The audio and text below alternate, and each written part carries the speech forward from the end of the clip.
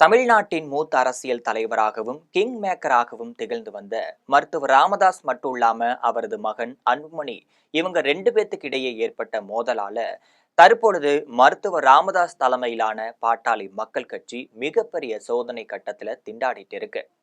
எந்த கட்சியோட கூட்டணி அமைக்க முடியாத சூழ்நிலையில மருத்துவர் ராமதாஸ் மு.க.ஸ்டாலினிடம் தொடர்பு கொண்டு கண் கலங்கி அழுத செய்தி மிகப்பெரிய வேதனை தகவலாகவும் பார்க்கப்படுது. இது பற்றி ஜெம் தொலைக்காட்சி வழங்கும் சிறப்பு செய்தியை தற்பொழுது பார்க்கலாம்.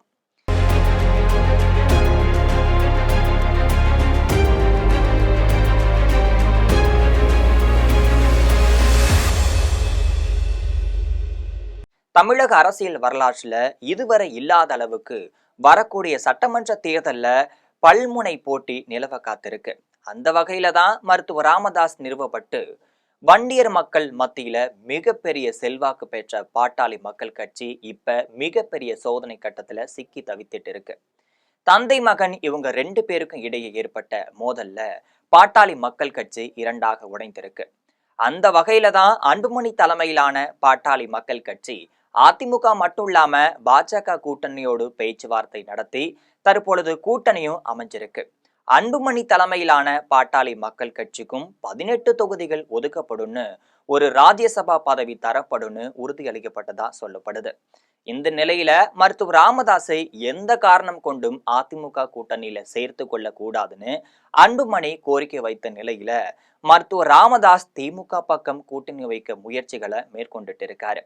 ஆனா விடுதலை சிறுத்தைகள் கட்சி தலைவர் தொல் திருமாவளவன் இதற்கு சம்மதம் தெரிவிக்காமையே இருந்திருக்காரு.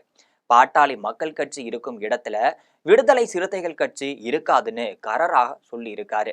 இதன் மூலமா திமுக பக்கம் ராமதாஸ் கதவுகள் அடைக்கப்பட்டு இருக்கு. இதனை தொடர்ந்துதான் தமிழக வெற்றி கழகம் கட்சியுடன் கூட்டணி வைப்பதற்கு ஜி.கே. மணி பேச்சுவார்த்தை நடத்தினாரு. ஆனா தமிழக வெற்றி கழக தலைவர் நடிகர் விஜய் ஆரம்ப கட்டத்திலேயே இதற்கு மறுப்பும் தெரிவிச்சிருக்காரு. சினிமாவுக்கு எதிராகவும் மூத்த தலைவராகவும் மருத்துவர் ராமதாஸ் இருப்பதால அவரை கையாளுவதல்ல சிரமம் என நடிகர் விஜய் கருதுவதா சொல்லப்படுது. இந்த நிலையில தான் தனது மகள் ஸ்ரீகாந்தி, ஜி.கே. மணி இவங்க ரெண்டு பேரோடவும் மீண்டும் மீண்டும் ஆலோசனையும் நடத்திட்டு இருக்காங்க. இந்த ஆலோசனையின் படிதான் கடைசி கட்டமா ஒரு முறை திமுகவோடு பேசி பார்க்கலான்னு முடிவெடுக்கப்பட்டிருக்கு. அந்த அடிப்படையில தான் கட்சி நிர்வாகி ஒருவர் மு.க.ஸ்டாலினை தொடர்பு கொண்டு கைபேசியில பேசியிருக்காரு.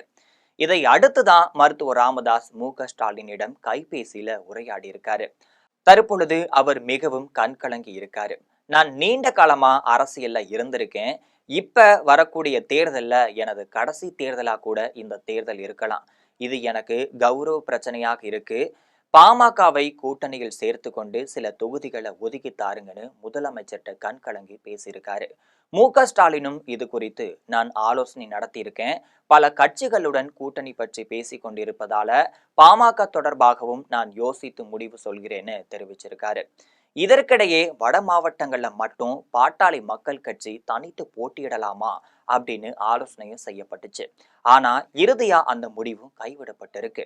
தற்பொழுது மு.க.ஸ்டாலினிடம் மருத்துவர் ராமதாஸ் கண்கலங்கி பேசிய செய்தி இணையதளத்துல வைரல் ஆயிட்டு இருக்கு.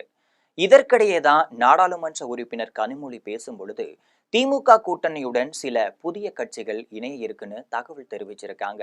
அந்த வகையில தான் தேமுதிக, ஓபிஎஸ், ராமதாஸ் இவங்க 3 பேரும் இப்ப திமுக பக்கம் காய்களை நகர்த்திட்டு இருக்காங்க. எனவே திமுக கூட்டணியில விரைவில் புதிய மாற்றங்கள் வரலான்னு தெரிகிறது. இது போன்ற அரசியல் பின்னணி செய்திகளை அன்றாடம் தெரிந்து கொள்ள ஜெம் தொலைக்காட்சியுடன் எப்பொழுதும் இணைப்பில் இருங்கள்.